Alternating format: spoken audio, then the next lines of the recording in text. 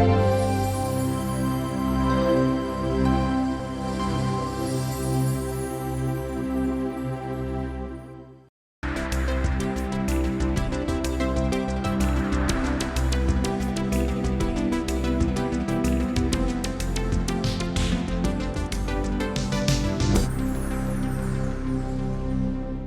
morning. Nice to be back over here again. I've just returned from Bangkok yesterday from the meeting of the synodal delegates. So I'm full of material about the synod I'd like to share and answer a few questions again. Yes, the big thing we are all planning, the whole church worldwide is planning, and the Holy Father has been leading us in this, is the Synod on Synodality this October.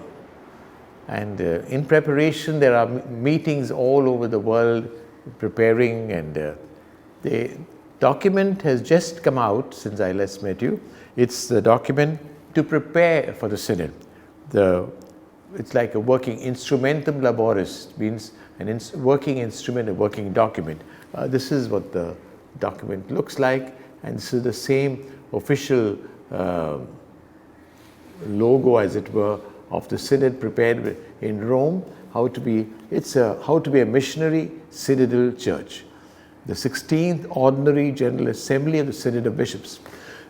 It will begin with a little retreat at the end of September, and then the whole of October we will be there, 365 of us or so. The last time, I'll give you next month when I meet you again, I'll try to share more details. We met over there in Bangkok. We were 40 of us. From Asia there are 70 plus delegates. We'll see the exact number because the Holy Father has nominated one or two more. I'll give you the exact figure next month. We've got these 40 met over there to discuss, as it were, to study the preparatory document for that meeting.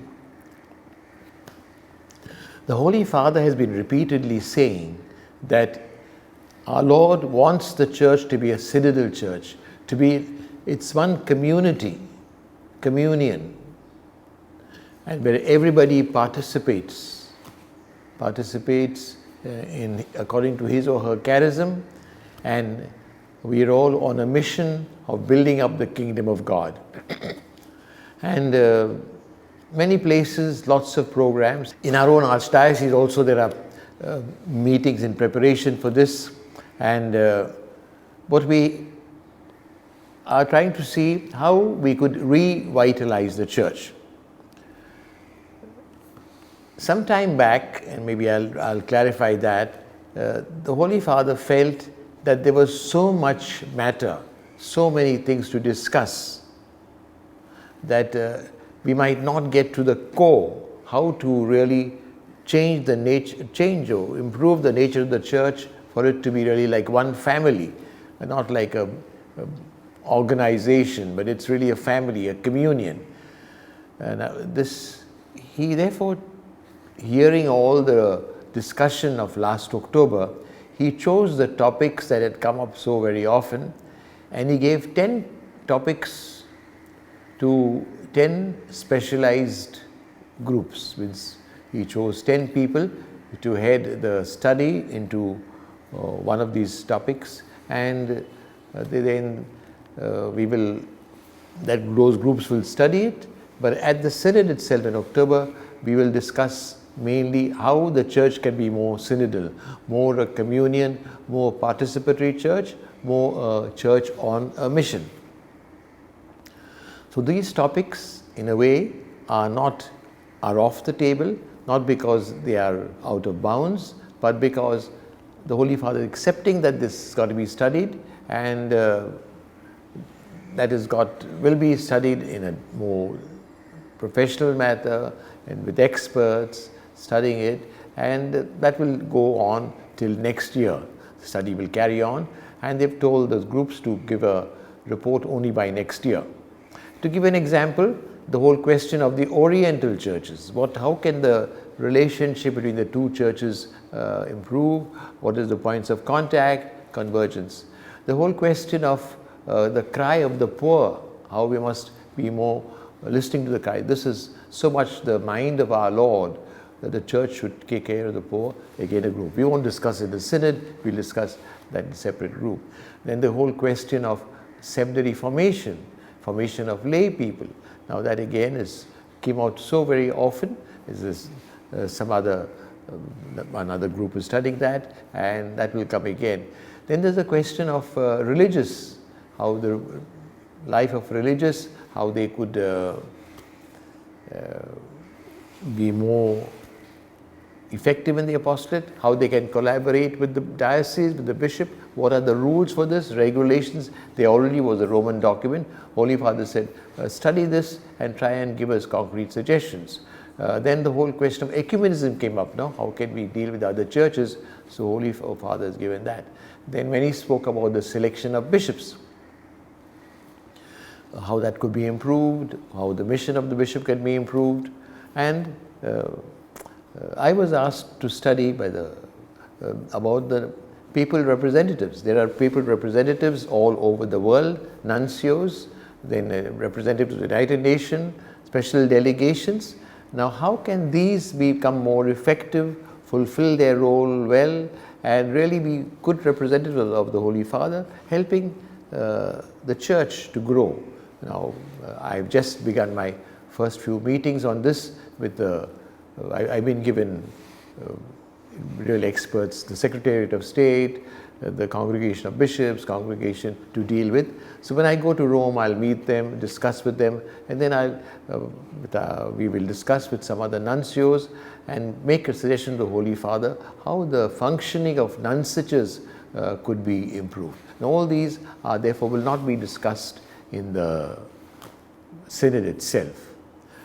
The synod itself will discuss what exactly does synodality mean? How the church can be more a communion, I was saying. And what does it mean for the relationship between the individuals, churches among themselves, the church and Rome?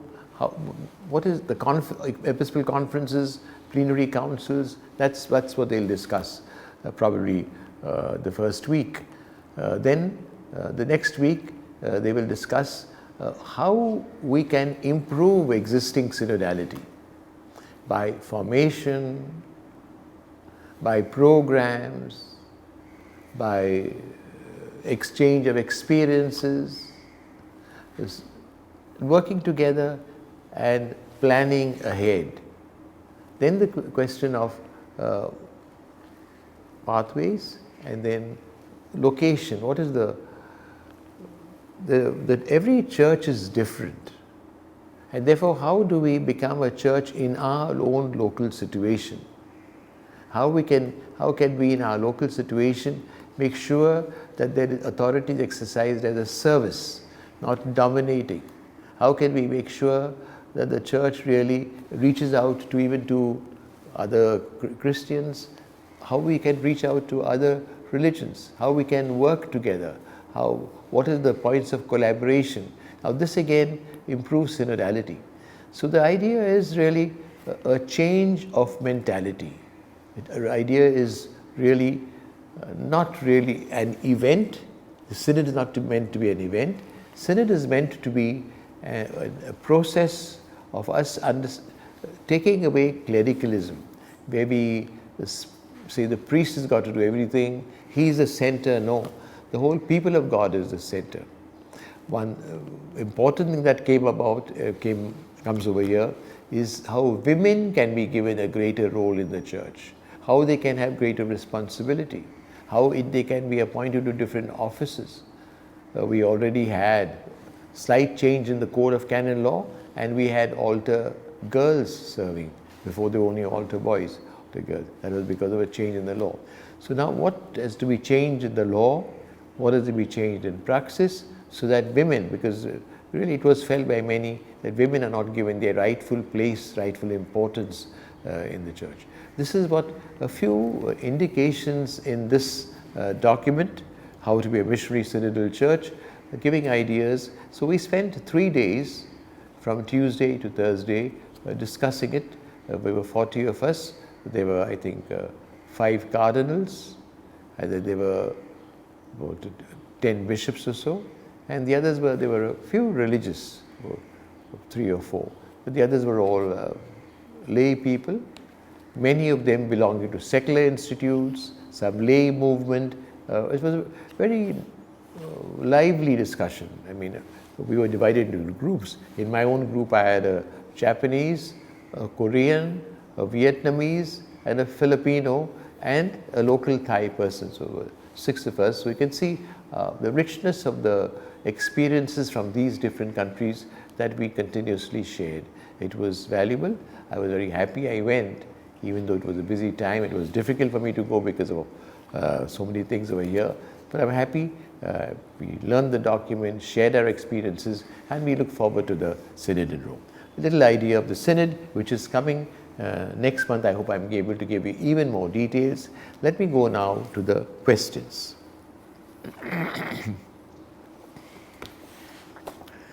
Yes, your questions are coming in.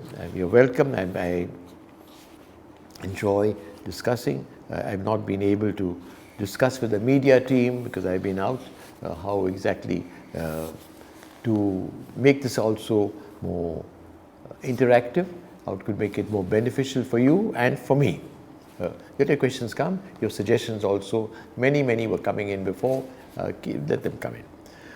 I'm answering the most recent questions first, or maybe today I'll take a few which came a long time ago. This first one is from Marina Sequeira, and this is a very nice question. Marina asks, thank you Marina, I attend 2 masses daily. Can I receive Holy Communion at both the masses? Marina, it's a very valid question, very interesting question, but I think there's a very clear answer in the Code of Canon Law. And I'm going to read the canon for you straight away. I think it's Canon 917, if I'm not mistaken. Yes, Canon 917. One who has received the Blessed Eucharist may receive it again on the same day only within the Eucharistic celebration in which that person participates, without prejudice to the provision of Canon 921.2.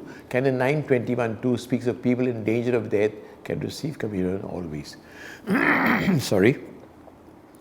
So one who has received the Holy Communion may receive it again if they attend Mass. So your answer is very clear over here. Yes, you can receive Holy Communion. I was asked sometimes, soon after the code was published, can you receive it a 3rd time? Marina, it's important to understand the principle that it's not a question of quantity, but quality. One basic thing is that communion should be part of the Eucharistic sacrifice. You're hearing Mass, you've heard the Word of God, you participated in the Eucharistic celebration, the table of the Eucharist, and then you complete it by receiving Jesus personally. It should not be, what would be an abuse and theologically not correct and pastorally not correct, is to go to one church and say, Mass is going on, receive Holy Communion, then go to another church, say, I want to receive Communion again, go to that would not be wrong. It speaks only of twice and rather clear. They gave a clarification some years later when the questions were asked, and does this opening the door? And they said no. It should be really twice a day, maximum twice a day, only once more. But there could be extraordinary circumstances. You have heard 2 masses as you usually do, Marina. Then suddenly a funeral comes, or suddenly a marriage comes, or suddenly it's a profession, some such thing. And then what to do? The Church says that's a general principle. The Church says that you can naturally, those occasions, receive a 3rd time. I would think so. There's no official declaration, but I would think that's the normal understanding, but limited to 2 in general. You should not. But also remember that you should hear the Mass, at least most of the Mass. Don't feel guilty if you missed the I confess and then you say that I won't go for communion. No, but I don't have that attitude. But generally the whole of the Mass, when you can receive Holy Communion. I also think, Marina, that spiritually, pastorally, one should not have received communion generally. I mean, unless now you're in a habit of having heard one Mass and heard another Mass. It should be there should be a gap between. But if you're a person who really fully participates and prays for a couple of hours in the church and want to receive it, the law certainly allows it. I would encourage you to really separate the two if possible. But if you're regularly doing it, I do not want to interfere with your schedule and spoil your daily program. You're doing a good thing, keep it up, and I do not want you to disturb you with unnecessary guilt feelings. There's another question here. Interesting. It's from, he says, a small diocese, and he says, Your Eminence, I hope this message finds you well. Thank you so much. I don't know who, but you know who you are. I'm writing to submit an anonymous question for the upcoming question and answer session. My question concerns the internal politics within my parishes and the diocesan administration and how it impacts the faithful. In our diocese, many parishioners are deeply troubled by the apparent political maneuvering among church leaders. Often seems that the diocese administration sometimes operates like a political party, with certain leaders maintaining power, suppressing capable priests who have the potential to bring positive changes. The situation is disheartening for us as members of the church, has caused significant distress. In my own parish, which is a medium-sized city parish, we frequently witness the removal of priests who are genuinely committed to developing the church. Parishioners often get involved in these political games, resulting in no real progress, dwindling church attendance, favoritism, and a general decline in spiritual growth. This erosion of faith and trust in church leaders is especially pronounced in the Tier 2 and Tier 3 cities. People are less educated, more vulnerable to societal pressures. I believe, what can we as members of the church do to overcome this internal politics that hinder the growth and development of our parishes and dioceses? Thank you. Thank you very much for the question. Interesting, very relevant, and I think, let me explain to you that, the appointments are done of priests, appointments in parishes are done, ultimately it's the bishop who is the head of your church, so your bishop is responsible. But like every diocese, there's a team of people. No bishop does it on his own. He always has a little team, advisors who help him in this discernment. His vicar general, maybe his curia, his chancellor. I myself sit with my team of bishops. Now I have got only 2 are active now here, but normally I would have 4. And then I always would, when I discussed the transfers, I would bring 2 priests from the Presbyterium, younger priests or middle-aged priests, who would give us a little feel from the field. Because my bishops are visiting different parishes, so they are able to tell us. But we were a group normally of 5 or 6 people who would meet and discuss. My own principle is you must see the good of the parish. So whatever important good of the parish. Then next again, the good of the priest. He must grow in holiness. Must give him a task which is pleasant for him, fits into his own personality, and must make sure that the team gets on well. We've not had, because ours is a big diocese, much time to consult, but there is the priest himself, but I meet the deans who are in the field before the transfers to advice on what should be done. And then we take the final. But I finally take the responsibility. I suppose this would be something similar, analogous, would be in every diocese in India, as the practice in India. Team. Of course, I can see now in the age of synodality that we've got to consult maybe also some lay people to tell us what they feel. I've always felt that there should be some evaluation of us bishops, evaluation of us the priests, evaluation of parish councils, always an evaluation to see and for the sake of improvement, not for the sake of punishing anybody or taking any sanctions, always continuously. This is done in every field.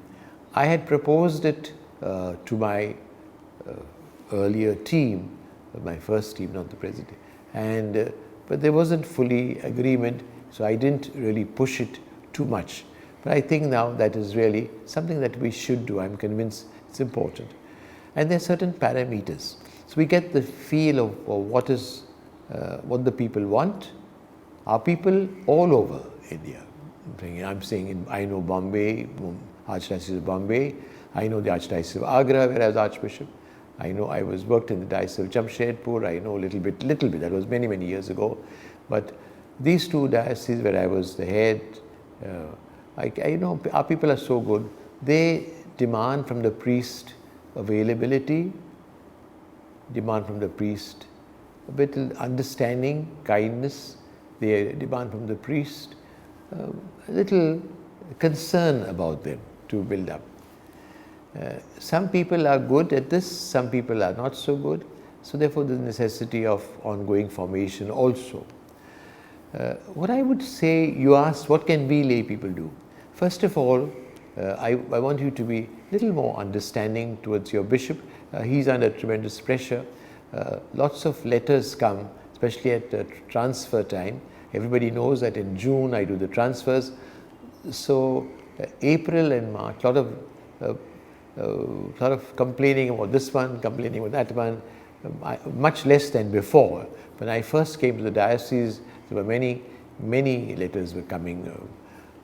Now I suppose people also have realized that these letters have limited value. But I would say understand your bishop. Second, I would say do not interfere in the parish appointments. I have felt, this I want to say frankly, whenever there are interested groups lobbying and they try to interfere, get this priest here or remove this priest from there. Now when you interfere, the bishop is not able to do the best for you and for the parish when there are pressures of this sort. The bishop himself, I think, should resist and do what he before God thinks is best. I make many of my appointments in the chapel. I mean, I get the suggestions and then go and if I spend time with the Lord and pray to the Lord and seeing how things would work out. And they're not the best, I know, and several times I've changed and you find out in the examiner, not as previously announced. And I felt that after meeting the priest, there is a genuine reason why he should not go there and go somewhere else. I feel there's no point in my being stubborn and saying, no, you go there. Take that into consideration. It's better to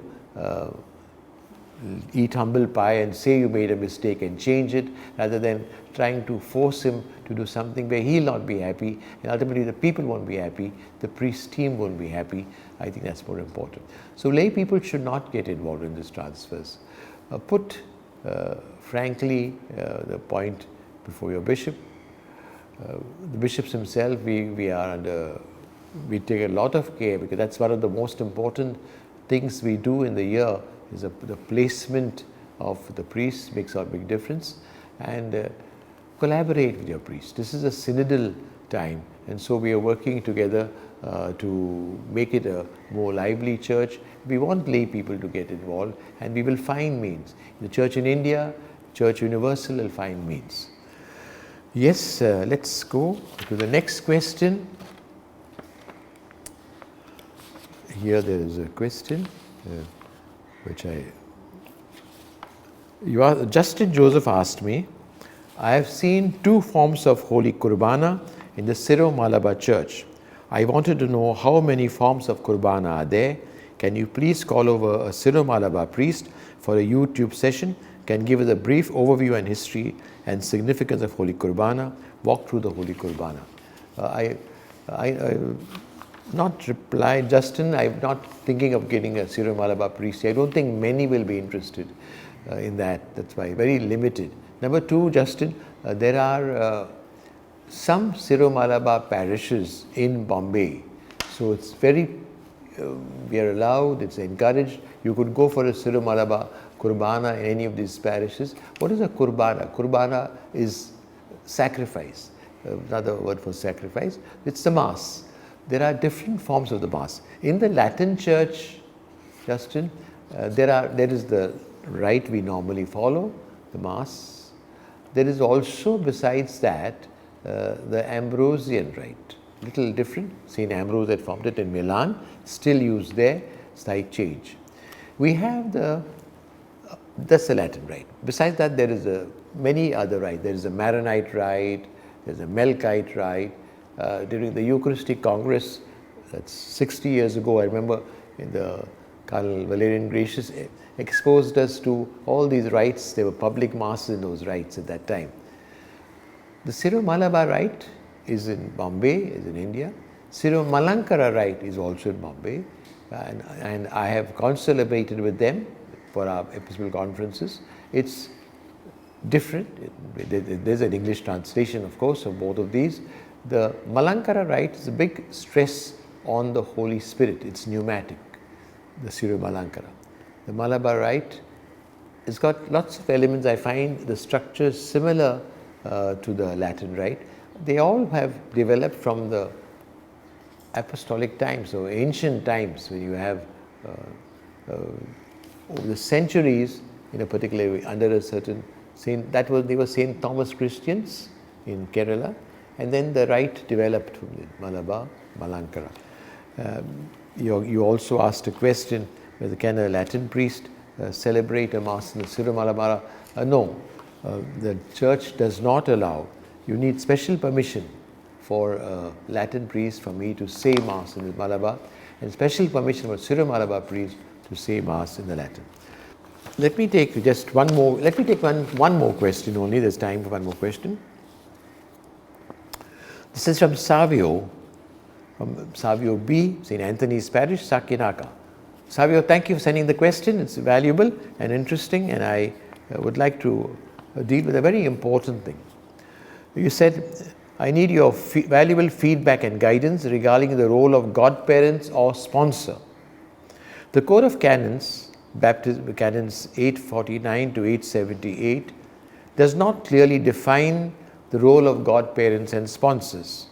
I feel that godparents, sponsors play a pivotal role in the development of a child, adult, but this is not taken seriously. It is more symbolic. In my growing up age as altar boy, I see many people standing proxy of godparents. There are many friends who have never seen their godparents in their whole life. I need your thought process, Your Eminence, on the above subject. Baptism is a very important and beautiful sacrament, but if you are witness to the sacrament, you need to take ownership. We have marriage preparation course, pre-baptism course, etc. Should we have also sponsors course? I think, let me take, for sake of brevity, we don't have time, just two aspects. The first one I want to say is that baptism is a sacrament, and when we had this synodal meeting, it struck me very strongly. We're talking of many things, how important baptism is, how important, and the significance, the effects, the challenges, and the graces given in baptism. I regret that we don't preach enough on baptism. We don't catechize enough on baptism. So people don't realize, and we ourselves, priests, also don't realize and understand the great value of our baptism, the meaning and the calling. I think this we should work on. Pre-baptism courses, really. And once a child is baptized, there's nothing, child is an infant. And then afterwards, hardly anything spoken of baptism. It's important every now and then. That's why the whole question of infant baptism, it's important, tradition of the church, richness, but it should be personalized. You should make the parents make their profession of faith. The parents make the renunciation of Satan, and the godparents do that. But it is really meant for us, and therefore we must, perhaps at confirmation they tell us, and I would say, let's find out how we can increase the faith formation on baptism. Now coming to godparents, the new translation and the new code of canon law, I'm saying new, that's already 83 after Vatican II. This code of canon law speaks of them, the word used is patrinus, more a sponsor than godparents. Sponsor, you see, it's a tradition of the church that when that time only adults were being baptized, when they were at the first times of the church, and somebody stood a guarantee for them. Somebody sponsored them. Somebody stood by their side, helped them with baptism, certifying that they really want to be Catholics, want to be Christians, want to follow Jesus. They are ready and practicing and worthy. The Code of Canon Law doesn't give details, but already we know from the history of the church, earlier, I think there was a practical thing also, they were there to help the parents. That's why godparents.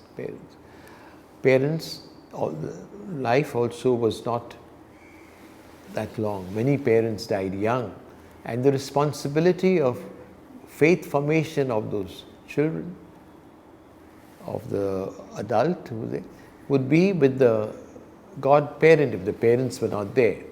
They were supposed to assist the parents in the faith formation and take their place if they are not there. This is a serious responsibility, as you say. And again, perhaps someday we should start catechizing our people about the role of godparents. Very, very true. It didn't strike me until, Anthony, you spoke about it. Maybe in your own parish, you tell your parish priest and the assistant how they could speak about this. There are certain rules. The godparent should be 16 years of age. The bishop, parish priest, or the minister can dispense from that age, or the bishop can put a higher age. The godparent, the sponsor, should have received confirmation, made first communion, and should be a practicing Catholic, living an exemplary life. The godparent should be a Catholic. They allow Protestants to join, so non-Catholic Christians to join as witnesses. I think not as godparents, not as sponsors, as witnesses. And I would think that if it's a Eastern Church, Orthodox, then they've got the full faith of Christianity. They could also be sponsors. They have a responsibility. They accept to take responsibility of protecting the faith, guarding the faith, and guiding the faith practice in their godchildren. So it's a very important responsibility. So I thank you for your questions. I thank you for having participated in this session. I'm sorry it's time. I've answered just a few questions, but they've been interesting. Happy to interact with you once again. I think we'll have the question on the session now only next month, on the second Sunday of next month. I realize I will get back to you. Second Sunday is September 8th, Feast of the Nativity of Our Lady. And I'm wondering, we'll see whether we telecast live from Mount Mary's, the Mass from over there, which is at 10 o'clock on the 8th of September 8th. I'll say the Mass that day. Thank you very much. God bless you. Have a lovely week, and we'll pray for each other.